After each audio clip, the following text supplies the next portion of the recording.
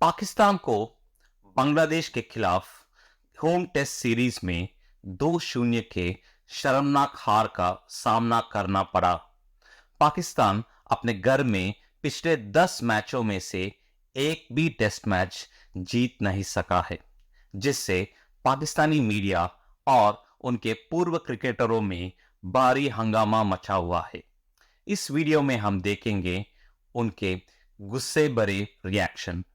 ये media reaction का part 1 है। पार्ट 2 का लिंक डिस्क्रिप्शन में पाया जा सकता है। Before we go ahead, please subscribe to my channel. I have noticed that 99% of these viewers are only watching the video. Your support is very valuable to me and my channel. So I hope you shall click on the subscribe button and press the bell icon. Thank you.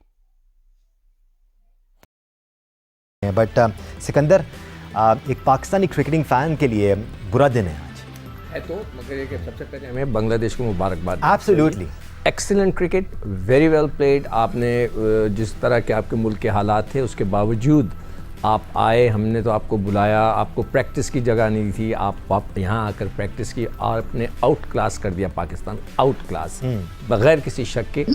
Very well done sir, very well played. आपके bowler ने ज़बरदस्त bowling की, आपके batters ने बड़ी ज़बरदस्त batting की, आपकी स्ट्रेटजीज बहुत अच्छी थी। हम जो हैं इस वक्त बिल्कुल फ्लैट हो गए। अब हम सोच रहे हैं कि हम अपनी क्रिकेट को कैसे उठाएं। इसमें देखें दानिश, इसको उठाने के लिए हमें 1 साल तो लगेगा। ये सीज़न तो हमारा सेटल्ड हो गया कि क्या होना है क्या नहीं होना। 3 साल से सिकू भाई आप यही कह रहे हैं? मैं तो कह के थक गया कि domestic cricket, domestic cricket, domestic cricket, domestic cricket लिख कर देकर आ गया। उसके बावजूद भी वनडे क्रिकेट करा रहे हैं। पिछले 10 सालों में मेरे ख्याल से या 14, मेरे पास वो रिकॉर्ड रखा हुआ है कि वही जो अभी भट्टी साहब बात कर रहे थे कि कोई 10 के करीब हमने चेयरमैन बदल दिए। जब क्रिकेट बोर्ड रैपिडली बदल रहा होता है ना, तो फिर लड़के लिफ्ट ही नहीं कराते। देखें, मैं हमेशा इन लोगों को कहता हूँ ना कि मैं ड्रेसिंग रूम में रहा हूँ। ड्रेसिंग रूम में रहना बड़ा इंपॉर्टेंट होता है, मतलब इंपॉर्टेंट इस लिहाज से हमें पता है बहुत सारी चीज़ें समझ में लड़के क्या बातें कर रहे हैं। एब्सोल्युटली, ठीक है, क्या बातें हो रही हैं आपस के अंदर, वो किसका मजाक उड़ा रहे हैं, वो किसका तफरी ले रहे हैं, वो हमें सब पता होता है। इसलिए कि मैं एज अ प्लेयर भी वहाँ मौजूद था, एज अ असिस्टेंट कोच और असिस्टेंट टीम एनालिस्ट जो था, मैं वहाँ मौजूद था। जो लड़के किस तरह क्रिकेट बोर्ड का मजाक उड़ा रहे हैं हमें सब पता होता है। तो ड्रेसिंग रूम में जो बातें चल रही होती हैं ना, जब वीक हो जाता है ना क्रिकेट बोर्ड, जब आप इतनी रैपिडली चेंजेस कर रहे होते हैं तो फिर लड़कों को फिक्र। ये मजाक उड़ाने वाली बात तो सिर्फ एक एस्पेक्ट है ना सिकंदर बख्त। आपने ये स्टोरीज भी हमारे साथ डिस्कस की हैं कि लड़कों का माइंडसेट क्या है, क्या फोकस गेम पर है। और भट्टी साहब में ये ओवर कॉन्फिडेंस की मार मारी गई है। हम ओवर कॉन्फिडेंस थे कि भाई बांग्लादेश आ रही है, हम जो है अपनी विकटों पे खेलेंगे, अपने हिसाब से खेलेंगे, हमारे बॉलर्स जो फास्ट बॉलर्स हैं इतने अच्छे हैं, उड़ा के रख देंगे उन्हें। ये सारा ओवर कॉन्फिडेंस था हमारा, वो बैकफायर कर गया। और जिस तरह आप कह रहे हो कि देखो, जहाँ तक नसीम शाह तो अनफिट थे, शाहीन को तो हम बहुत पहले से कह रहे हैं कि उसके में वो बेचारे की जो फड़क थी, वो जब से वो नी इंजरी से वापस आए, जब से उनके अंदर वो चीज़ नजर नहीं, वो फड़क नज़र नहीं आ रही है, वो उनका स्विंग नज़र नहीं आ रहा। हम तो ये बात काफ़ी अरसे से इस पे कर रहे थे। और जो नए बच्चे हैं उनको तो खैर अभी बिल्कुल ही नए आए, तो उनको इतना ब्लेम मैं नहीं करूँगा। जो हमारे सीनियर ने जो पहला मैच खेला वो भी हार गए बॉलर्स ने। जो दूसरे सेशन में जो दूसरा जो टेस्ट मैच आया उसके अंदर जो नए बॉलर्स आए उसमें इब्रार भी आया, उसको भी मैं ब्लेम नहीं करूँगा।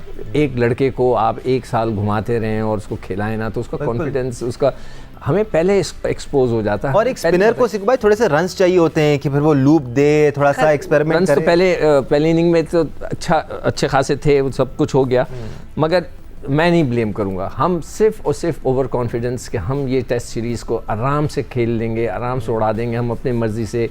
पहले मैच में स्पिनर नहीं खिलाया, दूसरे मैच में फिर सवाल ये पैदा था कि बस स्पिनर ही नहीं है जी। नाज़रीन, आज आपने देखा होगा बांग्लादेश के खिलाफ पाकिस्तान की एक और शिकस्त। वाइट वॉश करवाया हमने बांग्लादेश से। बैटिंग रन्स नहीं कर रही, हमेशा कभी भी रन्स नहीं करती थी, कोई कदा कर जाए तो कर जाए। ट्रेडिशनली हमारी बैटिंग इसी तरह थी, 200-250 की टीम थी हम हमेशा से।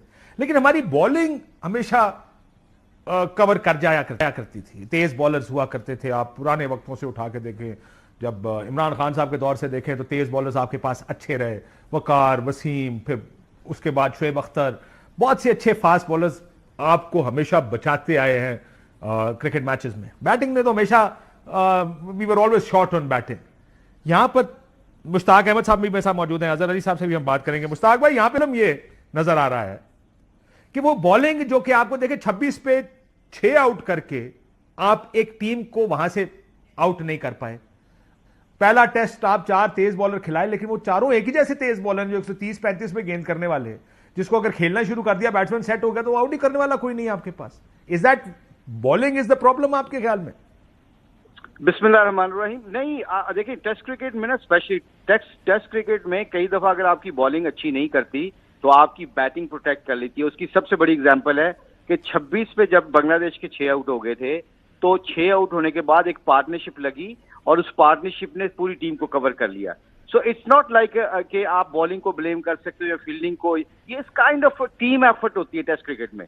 और जब आपको मोमेंट्स आते हैं ना, जब मैच विनिंग मोमेंट्स आते हैं, जहाँ पे आपने डिक्टेट करना होता है पूरे मैच को, वो आप मिस आउट कर देते हो, वो चाहे बॉलिंग में हो, फील्डिंग में हो या बैटिंग में। लेकिन मुझे भाई आपको पता है हमारी बैटिंग तो ऐसी रही हमेशा से ना। नहीं, आई थिंक इस टेस्ट मैच में, क्योंकि because I was in dressing room of Bangladesh की ड्रेसिंग रूम से जो मेरी ऑब्जर्वेशन थी, वो मुझे ऐसा लग रहा था कि वो उन्होंने पहले से माइंडसेट बनाया था, कंडीशन को निकाल दें, सिचुएशन को निकाल दें। आई थिंक माइंडसेट बना हुआ था कि we gonna play a brand of positive cricket for example. अच्छा, उसके अंदर आपने देखा सिनेरियो ऐसा आता था कि उस सिनेरियो के अंदर आपने कई दफा पार्टनरशिप बिल्डअप करने के लिए ऑफ स्टंप वाली बॉल को छोड़ना पड़ता है। ऐसी पिच के ऊपर जहां थोड़ा बहुत हिल रहा था, उस हिलने के ऊपर आपने कोशिश करनी होती है कि मैं सर्वाइव करके गेंद को पुराना करूं। अगस्त का महीना है, 3 ओवर से ज्यादा कोई फास्ट बॉलर अगर वो 140-45 में करेगा भी तो 3 ओवर से ज्यादा तो नहीं करेगा। सो मेरे में इतनी कैपेबिलिटी और इतना टैलेंट और इतना मेरा स्किल है कि मैं इसको सर्वाइव करूंगा तो आने वाले बॉलर्स को लूट लूंगा। ये स्ट्रेटजी हम बांग्लादेश के ड्रेसिंग रूम में बैठ के बना रहे होते थे कि अब इस फास्ट बॉलर का अच्छा जा रहा है, इसको सर्वाइवल करो। वैसे बड़ा अच्छा जुमला इस्तेमाल किया, पुराने वक्तों में इस्तेमाल करते हैं, लूट लो इसको। हाँ, लूट लो। वो अभी लूटने का चक्कर तो है ना वैसे काशिफ भाई, ये तो पक्की बात है। सर आपका कैमरा लग गया, आ जाए, लेकिन मैं जरा अजहर अली साहब से ये बात पूछता हूँ। हसन महमूद जिन्होंने 5 आउट किए, यार बॉलर हमारे क्लबों में रुलते फिरते हैं। अजहर अली साहब जिसे हमने 5-5 आउट करा दिए, और पाकिस्तान टीम जिसके पास 145-50 वाला बॉलर हमेशा होता था, जो टरका के, हमारी वो पंजाबी में कहते होते टरका के आउट कर देना। ये नाहिद राना उनके पास एक है जिसने 152 पे भी गेंद किया, तो हमें उसने मतलब किस तरह आउट किया बाबर आजम को 2-3 दफा। हमारे पास बॉलर कोई नहीं जो 135 से ऊपर कर सके। ऐसा लगता है मीडियम स्लो बॉलर्स गेंद कर रहे हैं। सबसे पहले तो अस्सलाम वालेकुम आपको भी और मिशी भाई को भी। जारी बात है जी, पाकिस्तान मशहूर रहा है फास्ट बॉलिंग के ऊपर, लेकिन मसला ये रहा है कि काफी सारी चीजें ये हम काफी डिस्कस कर सकते हैं कि ये नहीं होता कि ऑल ऑफ अ सडन हो जाए। ये बिल्डअप होती हैं चीजें, 5, 6, 8, 10 साल से ये चीजें बिल्डअप होती हैं, जब जिसमें काफी सारी चीजें मैटर करती हैं। बॉलर्स का ख्याल रखना, बॉलर्स की इंजरीज का ख्याल रखना, उनके साथ प्रॉपर बॉलिंग कोच काम कर रहे हो, उनकी जो टेक्निक्स हैं, जो बॉलर्स के एक्शंस हैं, उन पे काम हो रहा हो। आपने कहा कि हसन महमूद जैसे बॉलर फिर होते हैं, उसने क्वालिटी बॉलिंग की है तो उसने आउट किए हैं। ऐसा नहीं है कि उसने बस गेंद फेंका और हम सारे आउट हो गए। उसने चैनल बॉलिंग की है सबसे थ्रू आउट द टूर। अगर किसी ने बेहतरीन लाइन पे मोस्ट कंसिस्टेंट बॉलिंग, मुशीब शायद इसको सेकंड करेंगे, उनके ड्रेसिंग रूम में रहे हैं कि सबसे ज्यादा कंसिस्टेंट बॉलिंग की है। हाँ, लेकिन आप अब्दुल्ला शफीक को देख लो, जो पहली दोनों इनिंग में आउट हुआ है। अजहर भाई, मतलब 36 स्टंप की बॉल को ड्राइव खेलने जा रहा है। देखिए, बात ये है कि बॉल हल्का सा आउट स्विंग हो रहा है, वो किस तरह आप इतनी लंबी बॉल इतनी दूर से खेलोगे, तो ही लगाना आपने। मैं ये नहीं कह रहा कि बैट्समैनों ने गलतियां नहीं की हैं, लेकिन मैं सिर्फ उसको क्रेडिट दे रहा हूँ कि उसको पता था कि पिच में बहुत कुछ है। एक तो हम पहले ये डिसाइड करके बैठ जाते हैं जी पिच फ्लैट है। पहले मैच के दूसरे तीसरे दिन से कंप्लेन आना शुरू हुई, जी हो गई जी बॉल कुछ कर नहीं रहा पिच। भाई आप लोगों में दम नहीं था उस वक्त।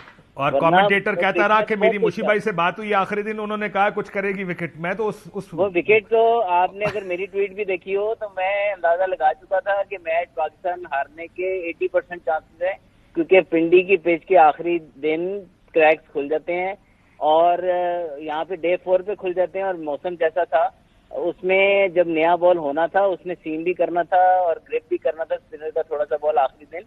तो हमें आइडिया था कि ये तो अब हम निटी ग्रिटी में जा रहे हैं कि आखिरी दिन ये हो गया, पहले दिन ये हो गया। मुझे बताएं, हमारी टीम निटी ग्रिटी में हम नहीं जा रहे, हमारी टीम फारग हो गई है। हम तो सिंपल बात बता रहे हैं कि जब आप टाइम पे सही बॉलिंग या बैटिंग नहीं करेंगे तो आपको मैच उल्टा पड़ जाएगा, चाहे एक सेशन में मैच आपका हार जाते हैं आप। लेकिन एक अहम मामला पिच का भी है।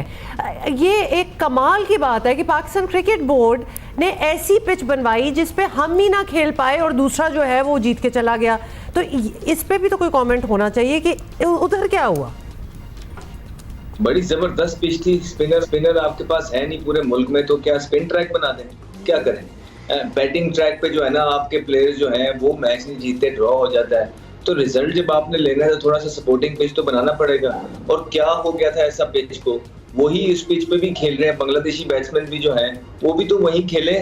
वो क्या बारादरी में खेल रहे थे, वो भी इसी पिच पे खेल रहे थे। बस एक्सक्यूज, इधर से एक्सक्यूज, उधर से एक्सक्यूज, अपने लोगों को जो है ना टीम के अंदर से जो है ना इंफॉर्मेशन दे देते हैं कि ये एजेंडा चला दो, वो एजेंडा मार्केट में फेंक दिया जाता है। इसी वजह से तो पाकिस्तान का ये बुरा हाल है कि हम अपने अपने व्यूज के चक्करों में पाकिस्तान को पीछे छोड़ दिए हैं। वो वतन की जो मिट्टी है और उससे जो प्यार है उससे हमने अपना नाता तोड़ दिया। और ये ओवर द इयर्स हुआ है, ये एक दिन में पाकिस्तानी क्रिकेट यहाँ नहीं आई है, इसको 15 साल लग गए हैं यहाँ आने में। और वो जो लोग 15-15 साल से 10-10 साल से पाकिस्तान क्रिकेट बोर्ड के अंदर है, जिनकी जॉब ये है कि उन्होंने इंफ्रास्ट्रक्चर्स बेहतर करने थे, उन्होंने इंटरनेशनल ताल्लुकात बेहतर करने थे, उन्होंने जो है ना पाकिस्तान की टेस्ट सीरीजें ज्यादा करानी थी, उन्होंने डोमेस्टिक में से प्लेयर्स डेवलप करने थे, क्या उन्होंने कुछ भी कर लिया है? कुछ भी नहीं किया। इसी वजह से वो इन प्लेयर को निकाल नहीं रहे कि उनको पता है कि शायद उनको लगता है कि पीछे आने वाले प्लेयर्स बिल्कुल ही जो है ना अजीब से हैं, तो अगर ये भी निकल जाएंगे तो हम एक्सपोज हो जाएंगे। तो सर जब मामला इस तरह का हो जाए कि आपकी टीम 8वें नंबर पे आ जाए, आपके प्लेयर्स ने 16 इनिंगों में परफॉर्मेंस नहीं किया और उनको फिर आप सिलेक्ट कर लें और सेटिंग्स पे काम हो रहे हो, वो उसको पसंद है, ये उसको पसंद है, और आप उस मुल्क में जहाँ पे लोगों के पास खाने के पीने के पैसे नहीं है, बिजली के बिल ने तंग किया हुआ, पहाड़ टूट रहे हैं, वहाँ पे आप फेल्ड क्रिकेटर्स पे इन्वेस्टमेंट कर रहे हैं और मिलियंस और बिलियंस की जो है इन्वेस्टमेंट कर रहे हैं। इसका जवाब दे कौन होगा? अभी आपने मेंटोर्स रखे हैं, उनको 50-50 लाख महाना आप देंगे ये सिर्फ सुपरविजन करने का, तो इसका जिम्मेदार कौन है? तो ये चीजें पूछने वाली हैं, ठीक है, ये अवाम पूछेगी, अब उस डगर पे आ गई है। अच्छा अहमद, हमारे पास तो 2-4 चीज़ें थी डिप्रेस करने को, आपने तो 18 और पकड़ा दी हैं, तो ये तो बहुत ही ऐसी सिचुएशन बनती जा रही है कि इससे निकलना तो it's going to be a project and a half to get out of this situation. देखिए, वो कहा गया था कि हम सर्जरी कर रहे हैं, ठीक है, बांग्लादेश ने हमारी सर्जरी कर दी, किसी और ने नहीं की।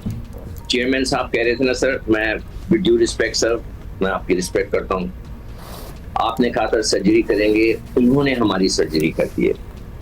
उन्होंने ऐसी सर्जरी की है कि हम शर्मिंदा हो गए हैं। उन लोगों को जिनके हमने स्टेटस दिलवाया, हमने उनको कहा कि जी आपको क्रिकेट नहीं खेलने आती, उन्होंने हमारी सर्जरी कर दी और ठीक ठाक कर दी।